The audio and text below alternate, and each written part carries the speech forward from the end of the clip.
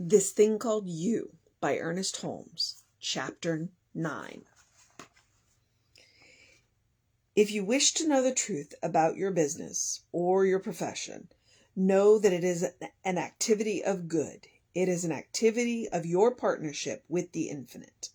The business of life is to be happy, active, and whole, to express the divine life with joy and in fulfillment. Lift the load of personal responsibility by transferring it to the law of perfect action. No matter what confronts you, what obstructions appear, or what undesirable situations exist in your experience, this law can dissolve them. This law knows neither big nor little. It is like nature's law of gravitation, which holds a feather to the surface of the earth and also holds the mountain steadfast. It does not say, "Behold, I am strong in one place and weak in another." It does not ask you to weigh the mountain or the feather. Throw a small pebble over a cliff, or at the same time roll a giant boulder into space. Each will find its way to earth. The law of gravitation works automatically on big and little. So it is with your problems. Don't think some of them are hard and others easy.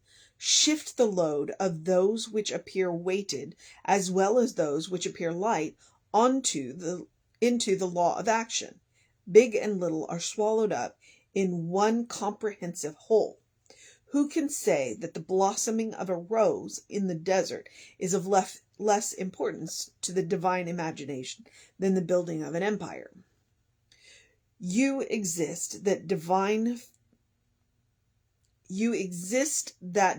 feeling, fire, imagination, and creativity may be expressed through you. The Spirit comes to you with a fresh and new creativity. You need not ask what others have done or how they have done it. Be yourself and express life as you find it. Never imitate. Trust the self. Find the self in God and God in the self. Thought has a cumulative power. If you daily say to yourself that your word uproots and casts out every thought of fear or uncertainty, it will surely do so. When thoughts of fear or discouragement assail you, turn to them quietly and say, "You have no place in me. There is nothing in me that can entertain thoughts of negation or doubt. I refuse to admit them. I know that my word casts out fear and doubt. It converts fear into faith. I know there is nothing in the universe that wishes me ill. There are no negative forces operating in, around, or through me. There is but one mind, which is my mind. This true mind within me has never received an image of doubt. The mind of God within me entertains only that which is perfect. There is a pattern of perfection at the center of your being, which has never been touched by disease or misfortune. Your intellect senses this through intuition. Your imagination feels it by divine right. Your inward consciousness knows it through faith. What you are trying to do is to awaken your whole being to spiritual awareness. It is the intellect and the subconscious self which need renewing. The spirit neither sleeps nor slumbers. The spirit is God. Any maladjustments in your life will be healed when you realize this perfect center within yourself. The vision you must catch and hold is the consciousness of a union so complete and perfect that you find no difference between your own being and God. The two are one. What thought has planted, thought can uproot. The conditions laid down by mental attitudes, whether or not you are conscious of them, can be changed. If you are experiencing some condition which is unhappy, you must know there is nothing in you that attracts this condition, nothing in you that holds it in place, nothing in you that believes it must be this way. Turn your mind entirely from the condition and think in an exactly opposite manner. Say, There is nothing in me that can entertain doubt. There is no fear, discouragement, or uncertainty. I am filled with confidence, with the expectancy of good, and with the knowledge that Spirit is always triumphant. I know that my word definitely reverses any and every negative situation. In actual practice, you reverse the old thought patterns by definitely knowing that they can no longer operate through you. This is more than a theory. Thoughts of peace will reverse thoughts of confusion. A consciousness of faith will reverse fear. It is now known that fear and discouragement, the feeling of unworthiness and inferiority, as well as the sense of uncertainty about one's relationship to God, probably start with an unconscious sense of rejection. Out of this comes the sense of uncertainty, fear of the future, the anxiety complex, the insecurity attitude, and the feeling of not being wanted, the sense of guilt. These thought patterns are more or less laid down in every person's life. Your business is not to bother about where they come from, but to know how to get rid of them. If you have a sense of uncertainty, of an inferiority, or rejection, say, "The Spirit never rejects me. I accept myself. I realize my center in the divine mind. I know that I am one with all the good there is. I am one with all the power there is. I am one with all the peace there is. I know there is nothing in me that can condemn or be condemned. There is nothing in me that can judge or be judged. I know that my word uproots any sense of rejection from my consciousness. The Spirit is neither sad nor depressed. If you would catch the vision of the joy which should be yours, you must dry your tears. You must lay aside your fears. You must think from the inspirational center within you, which is nothing less than the divine in you singing its song of life. The wick of your individual life runs deep into the oil of pure being. There is but one life, and that life is your life now. No matter what confusion appears at the surface of your life, there is always a place of calm at the center of your being. No matter how turbulent the waves may be on the ocean of your experience, beneath there is a changeless peace. Your being is submerged, but not lost in the infinite. When you become confused, stop and listen to your inner calm. Turn from the confusion to that deeper something within. Say, "I am submerged in peace. I am surrounded by peace. I am immersed in peace. There is nothing but peace." Peace, deep, calm, undisturbed. You will find that the confusion disappears. The light which the storm seemed to have extinguished again becomes steady. Peace comes from a sense of union with the whole. Confusion comes from a sense of separation.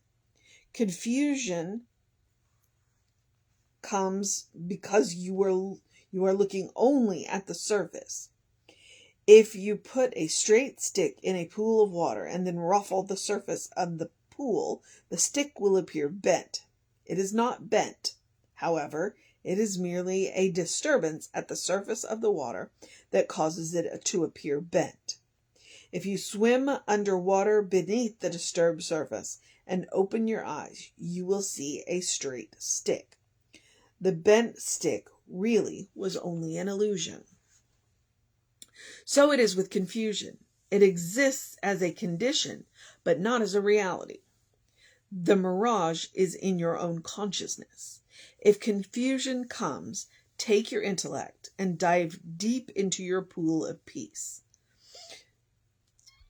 through an act of faith, open your eyes and you will see there is no confusion. Rising above confusion, you affirm the divine presence in all its beauty, power, and peace. From this fundamental affirmation, your consciousness becomes imbued with a sense of power as well as of peace.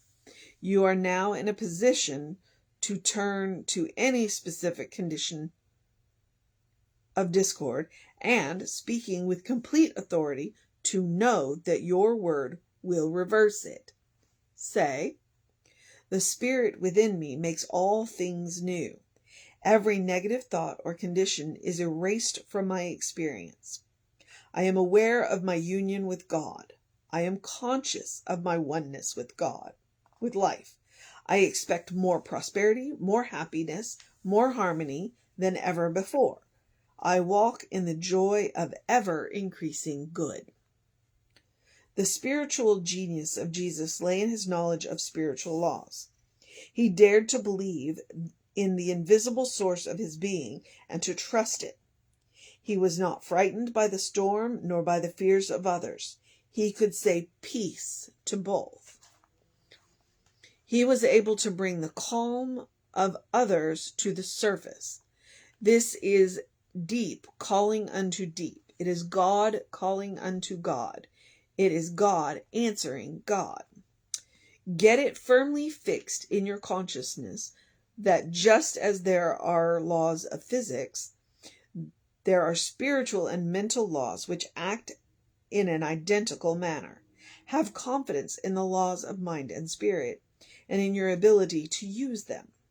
Think of them as naturally as you do of other laws of nature.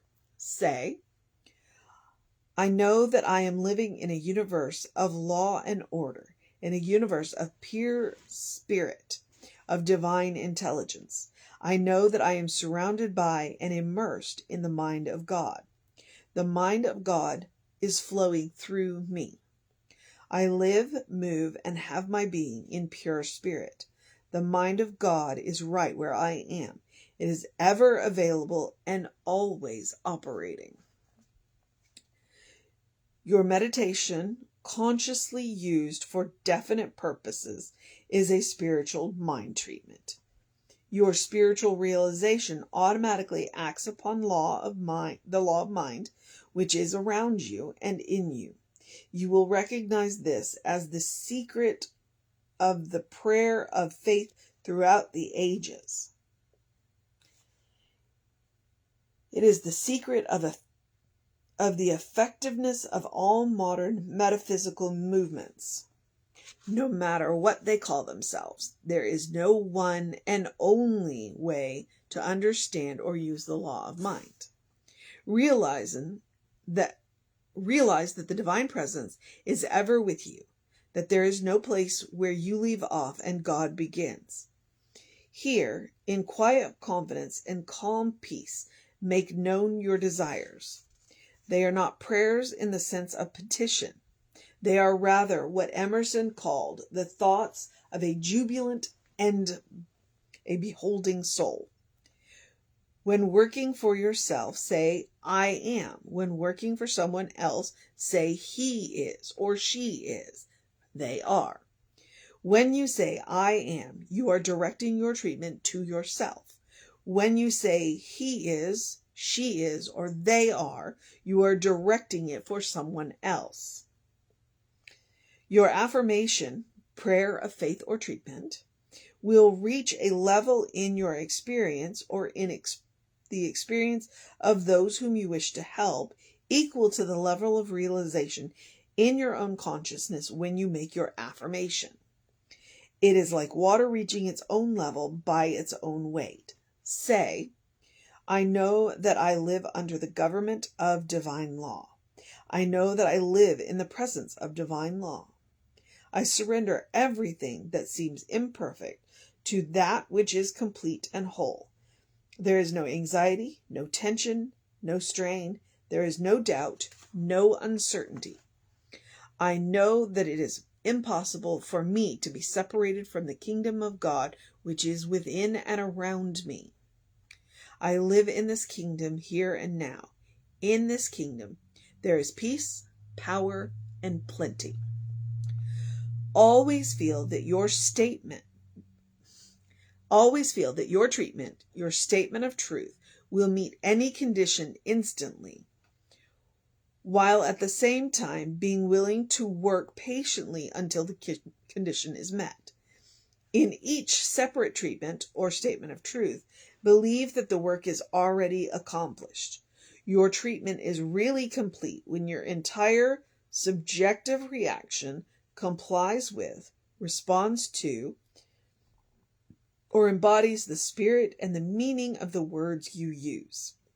Persistence, flexibility, and patience are necessary for the best results. With a good-natured flexibility with yourself, learn to rise from the confusion into peace, from sadness into joy. There is no law for you, but your own soul shall set it, under the one great law of all life. Turn to the light within, believe in yourself, have confidence in the high impulsions that come to you. Listen deeply to the divine nature which forevermore imparts itself to you.